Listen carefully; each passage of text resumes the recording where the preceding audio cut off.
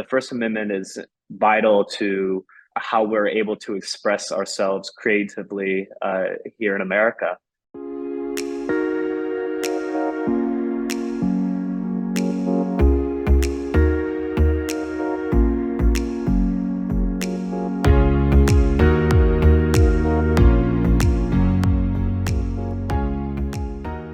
Hello, everybody. Thank you for joining us for this one-on-one interview. I'm Max Nospish, the manager of visitor experiences and education at the First Amendment Museum located in Augusta, Maine. Today, I'm joined by my very special guest, Mr. Joseph Lewis Webster.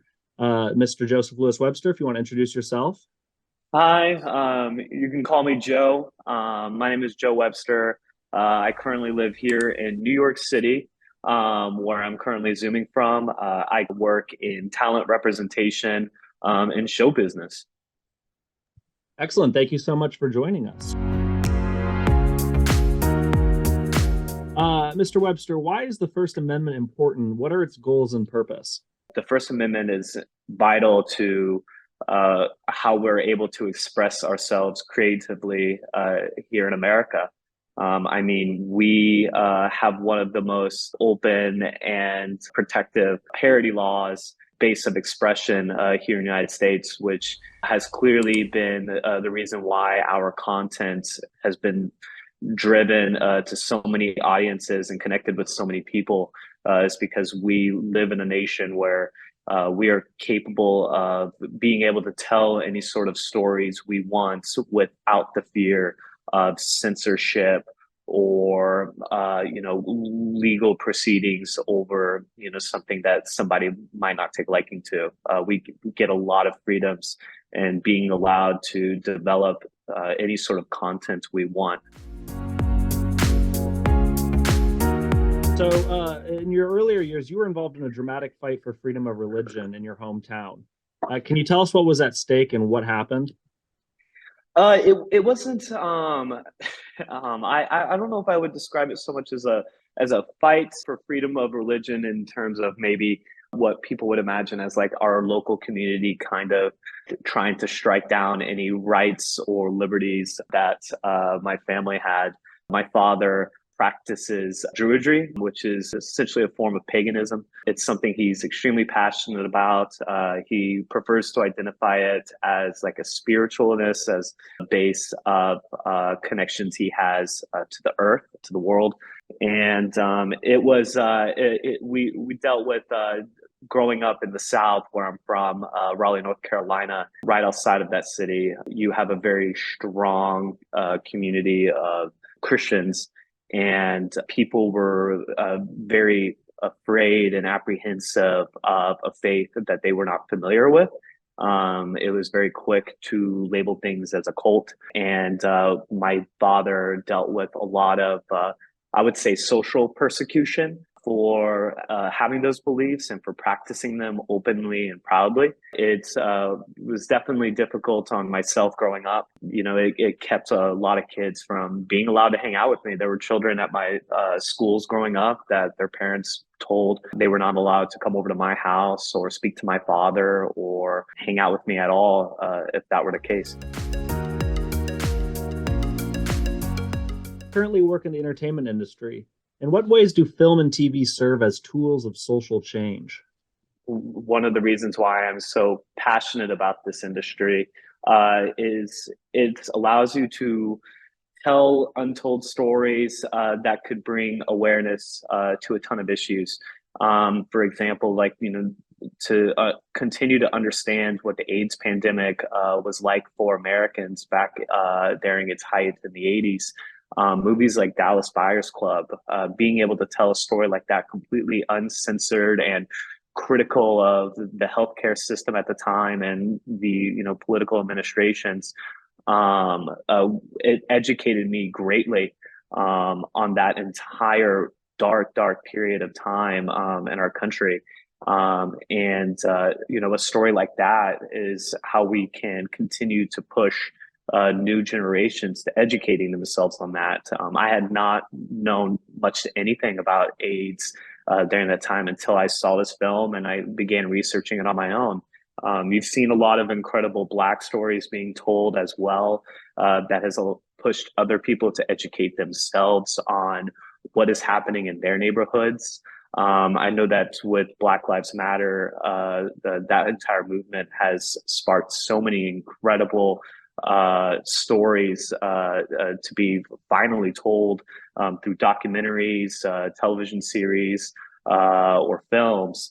And people have been pushed to go and educate themselves because this, form of entertainment they were seeking, while maybe they were looking for a chance to unwind at the end of the day, they were instead inspired to go and find out more about what they had just watched. And they wouldn't have been able to do that unless there was a completely unfiltered avenue of creativity that was able to reach them.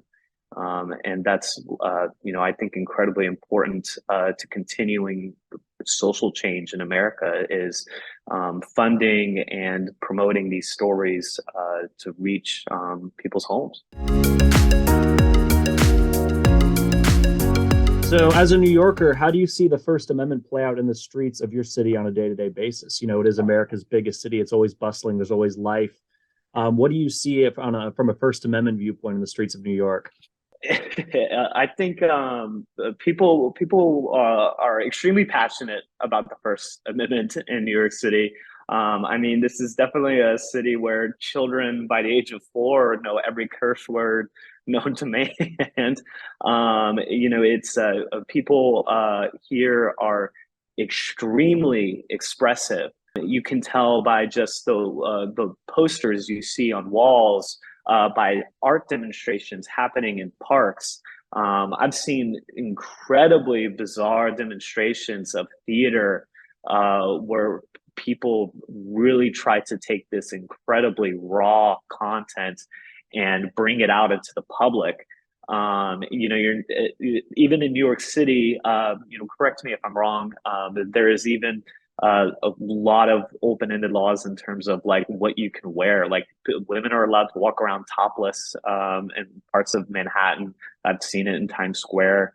And it's a form of expression. People walking around in just full body paint, barely wearing anything in the month of January, because they're either trying to express themselves or trying to send a message to the public. And that is stuff that is exercised in New York every single day. You have people standing on the streets, singing their own original music, openly painting their own work. New York is pretty relaxed on, where graffiti takes place.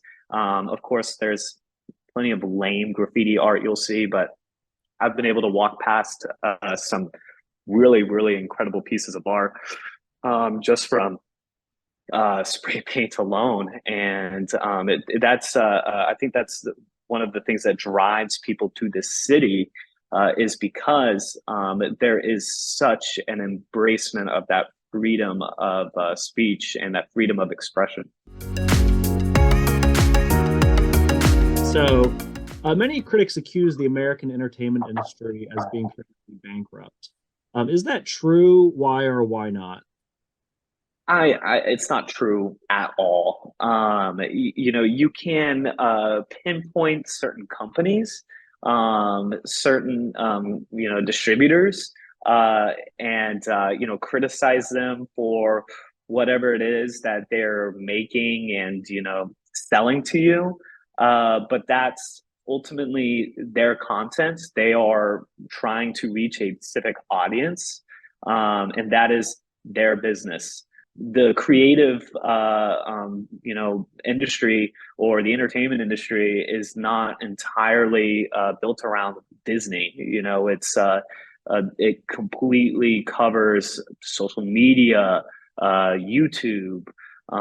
Every single TV channel on TV right now is on some different space of the political spectrum. You'll see creative, really, really creative pieces of television at 2 a.m. On TV.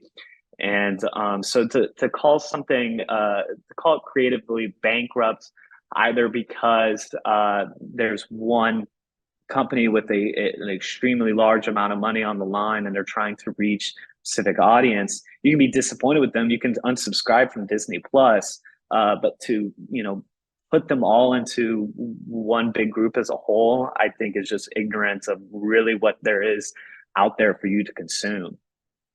Last but not least, I just want to give you the opportunity to either promote anything you have going on, anything you want to get out there, any final message, sort of off the cuff, or if you want people, if there's a way they can connect with you, learn more about the work you do, anything like that. Now's your sort of open mic moment.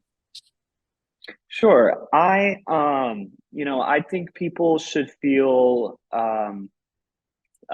excited about the fact that they live in an environment where they can take their creativity and let it run wild.